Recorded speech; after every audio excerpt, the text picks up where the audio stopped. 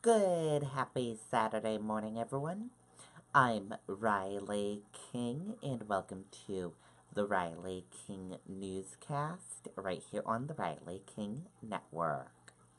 Let's begin.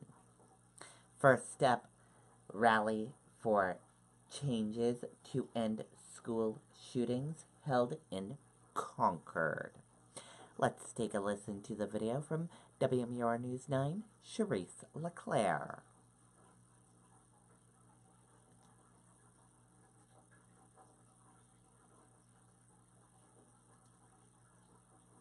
Consolidated has provided advanced communications to homes and businesses, just like yours, for over 100 years. We are committed to being your local communications provider. Tom, teachers we spoke with earlier this afternoon say decades ago when they started teaching, mass shootings were not something they had to prepare for. They say that is their new reality.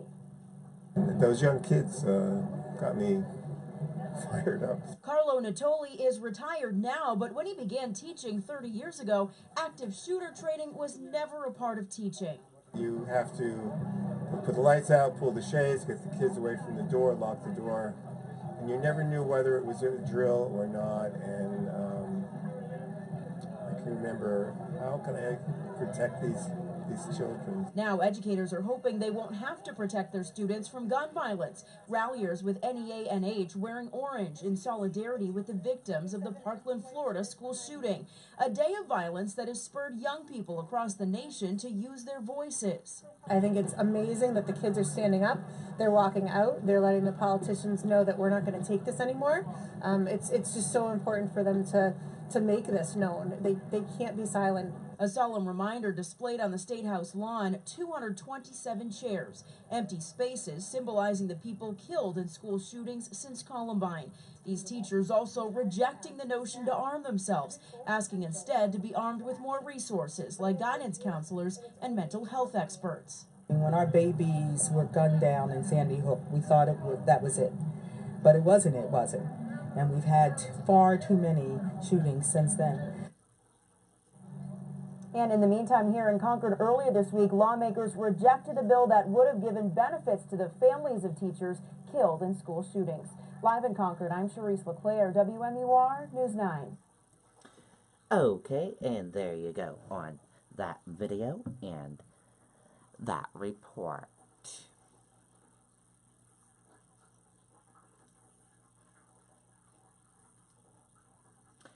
Driver of car struck in violent crash dies hour after refusing treatment. Let's take a listen to the video from WCVB Boston.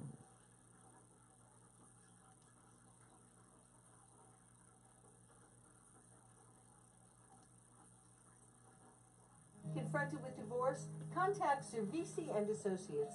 I've been protecting consumers for years, and so has the Cervisi team. They have a proven track record. Susan, we are passionate advocates, and we protect our clients' legal rights during a divorce. A woman killed in the crash was driving this red car on Perkins Avenue. She has a green light, but when she crosses Main Street, she's T-boned by a black SUV. She was basically in the wrong place in the wrong time. The woman's husband, who'd rather not show his face, says his wife and mother of two, Terry DeJaneiro, was on her way to get an oil change Thursday morning around 10:30. She was a loving person, very friendly, outgoing, would do anything for anyone. After hitting Terry's car, that SUV flew onto another car that had just pulled up to a gas station. I blacked out for a couple of minutes, and I just woke up to the police and everybody else trying to see what's going on and help me out. That driver went to the hospital, but Terry's husband says she felt okay, so she went home. Hours later, though, she was feeling pain, and when she did go to the hospital, he says doctors discovered internal injuries and uncontrollable bleeding. She came home, and then everything went south, and she never got better. It is a heartbreaking outcome after a horrific crash, and police are still investigating the circumstances of the deadly collision. And tonight we know that police did give the driver of that SUV a ticket, but again, this investigation ongoing tonight. Okay, and there you go on that video and that report.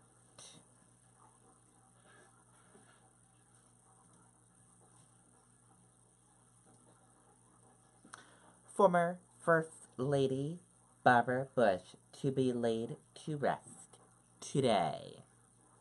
Let's take a listen to the video from WMTW News 8 Maine.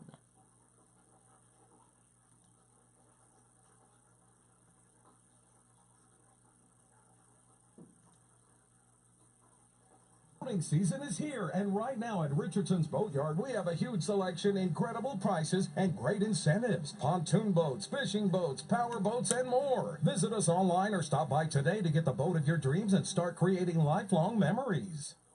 Hundreds of people here in a line that stretched around corners and down hallways, hours before the public viewing even began. We're all here to honor her, and I'm very proud to do that. Some who knew the Bushes. I actually saw her a few days before she went home.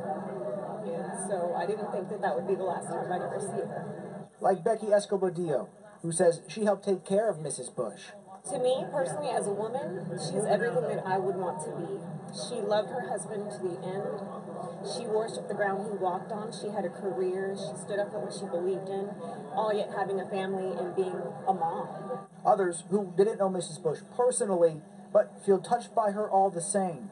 It shows exactly what the people of Houston and Texas think of the Bush family.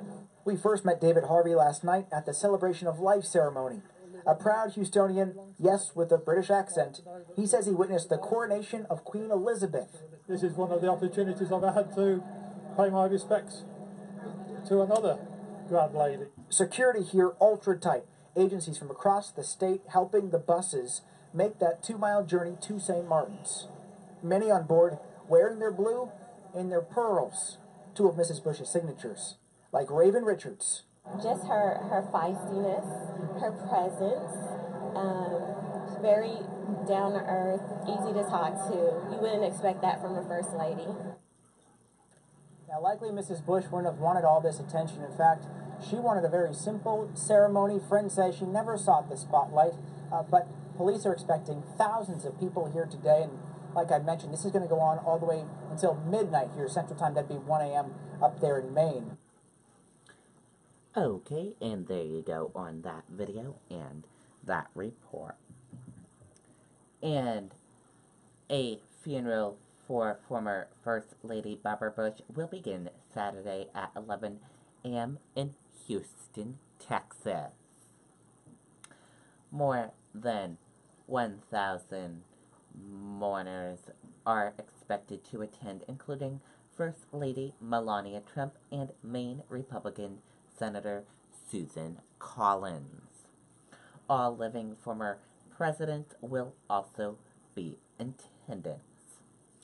Her son and former Florida Governor Jeb Bush, longtime friend Susan Baker, and historian Joe, who wrote a 2015 biography for George H.W. Bush, will deliver inclusions. Burial will follow at the Bush Library in College Station, Texas. And we will bring you live coverage starting at 11 for that funeral today.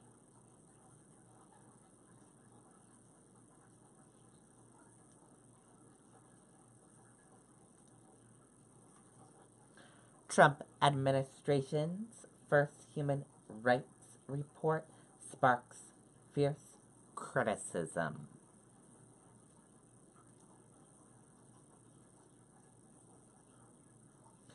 The U.S. Department has released its first human rights report fully compiled under the Trump administration, and it's generating controversy for several changes and omissions, including eliminating references to reproductive rights and dropping use of the term occupied territories. And That did it for the Riley King Newscast right here on the Riley King Network. I hope you all have a great rest of your Saturday, and I'll be back here later on today for another newscast. And I'll have a news report in a little bit. Goodbye, everyone.